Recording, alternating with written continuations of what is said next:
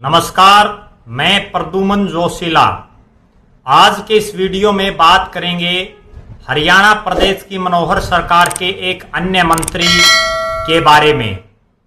ये एक ऐसा मंत्री है जिसके बारे में विश्लेषण इस वीडियो में मैं करने जा रहा हूं, जिसकी टिकट, हार और जीत मोदी कैबिनेट के एक मंत्री के हाथ में है। इन माननीय मंत्री जी की तमाम जो राजनीति है वो आज तक उन्हीं केंद्रीय मंत्री के इर्द गिर्द घूमती रही है। जी हाँ, आज के इस वीडियो में प्रदेश सरकार के इस मंत्री के वर्तमान, भूतकाल, भविष्य की जो राजनीतिक गतिविधियां रही हैं, उन तमाम गतिविधियों का विश्लेषण मैं आपके बीच में करने जा रहा हूं। मैं बात करने जा रहा हूं हरियाणा प्रदेश के बिल्कुल आखिरी छोर राजस्थान से सटे हुए नारनौल विधानसभा क्षेत्र से विधायक, जो दूसरी बार विधायक बने, वर्तमान में मनोहर कैबिनेट में वो राज्य मंत्री हैं, सामाजिक न्याय एवं अधिकारिता विभाग के वो राज्य मंत्री हैं, ओम प्रकाश यादव जी। पूर्व में एडीओ रहे हैं, यादव सभा नारनौल के प्रधान रहे हैं और एक बहुत ही साधारण परिवार से आकर के राजनीति में वो कामयाब रहे हैं। उन्हें अगर किस्मत का धनी कहा जाए तो भी कोई अतिशयोक्ति नहीं होगी। ओम प्रकाश यादव की राजनीतिक गतिविधियों की बात करें तो यादव सभा का प्रधान बनने के बाद वो लगातार सामाजिक गतिविधियों में सक्रिय रहे। उनका मूलतः गांव, जो मैं बात कर रहा हूं किस्मत की, वो आप इस संदर्भ से उसका आकलन कर सकते हैं। ओम प्रकाश यादव का गांव बजाड़ अटेली विधानसभा क्षेत्र में पड़ता है और वो 2014 के विधानसभा चुनाव से पहले भारतीय जनता पार्टी में कोई बहुत ज्यादा सक्रिय नहीं रहे।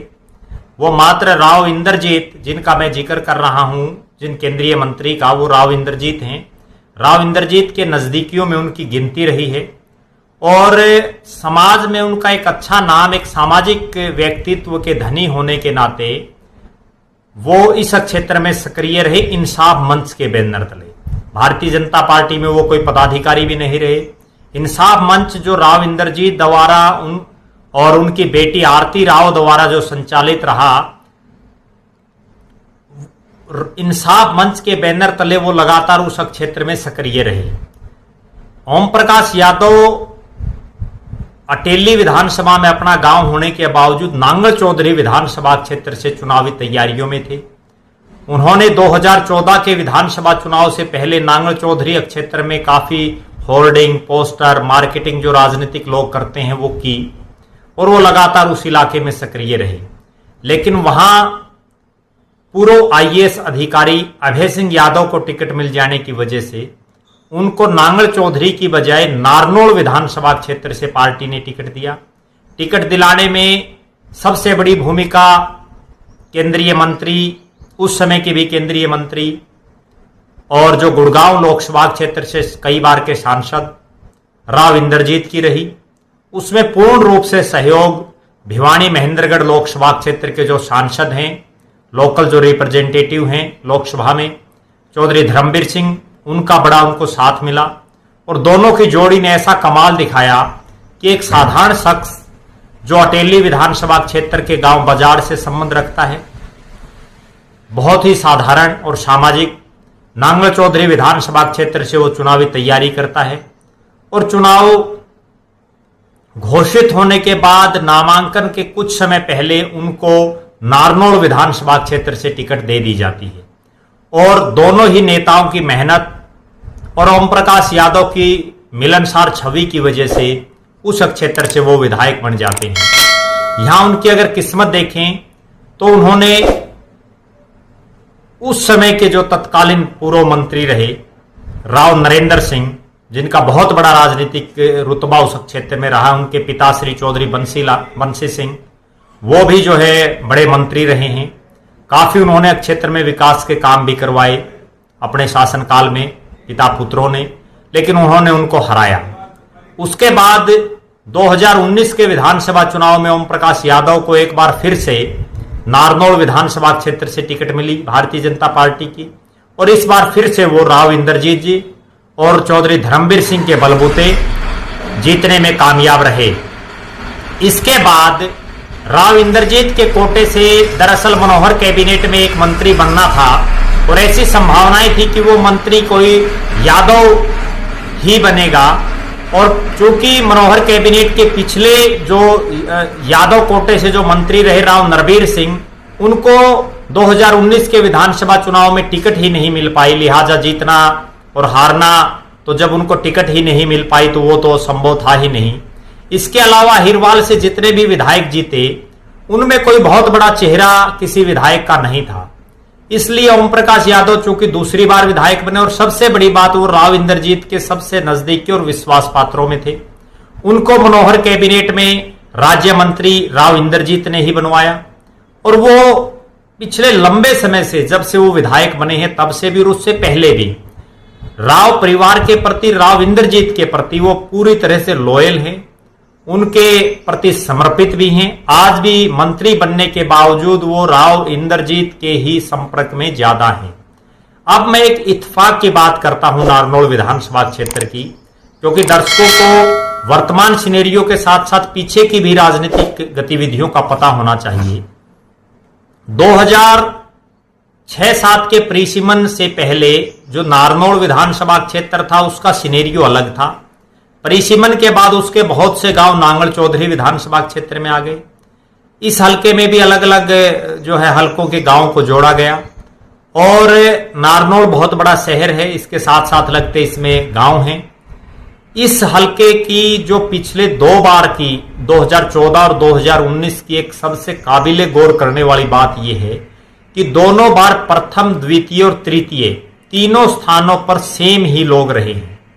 2014 में अगर बात करें, ओम प्रकाश यादव जीतते हैं बीजेपी की टिकट पर, कमलेश सैनी इनेलो की टिकट पर 2 नंबर पर रहती हैं और राव नरेंद्र जो तत्कालीन मंत्री भी रहे हैं वो तीसरे नंबर पर रहते हैं कांग्रेस की टिकट पर।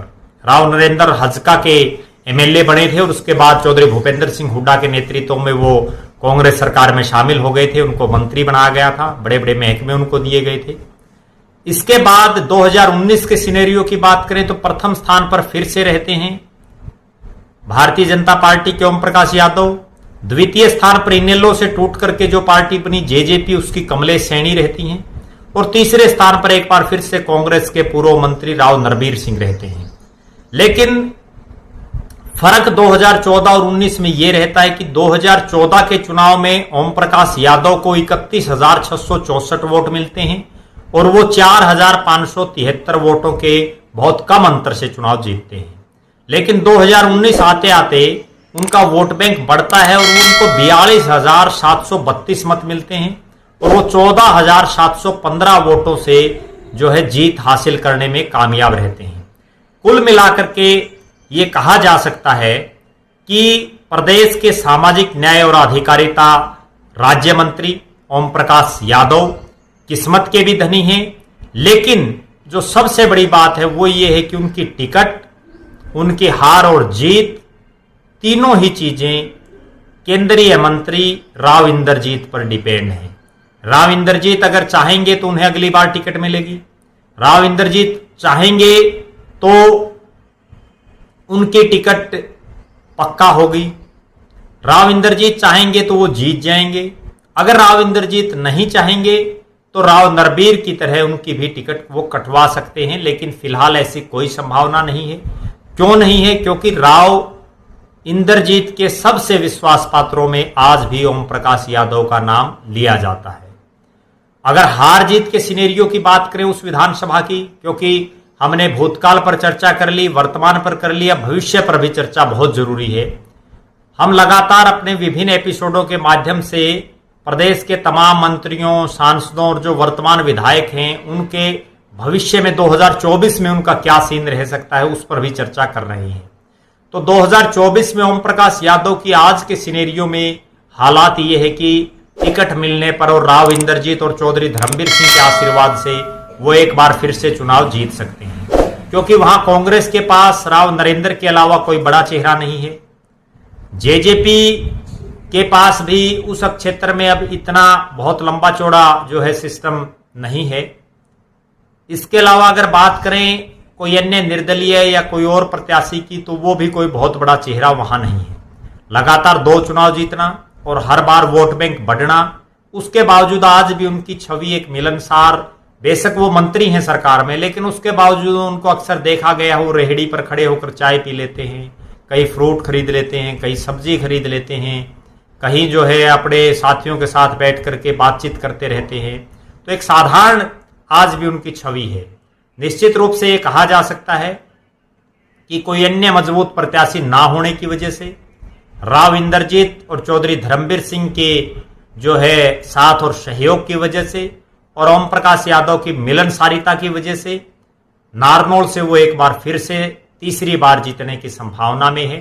हालांकि नारनौल विधानसभा क्षेत्र में प्रदेश के जो मुख्यमंत्री हैं मनोहर लाल जी, उनका कोई बहुत लंबा चौड़ा उस क्षेत्र में जो है खुद का प्रभाव नहीं है निजी रूप से, लेकिन अहिरवाल की इस तमाम जो बेल्ट है इसमें राव परिवार का, राव बीरेंद्र सिंह के परिवार का, राव इंद्रजीत का अपना एक बहुत बड़ा वजूद है।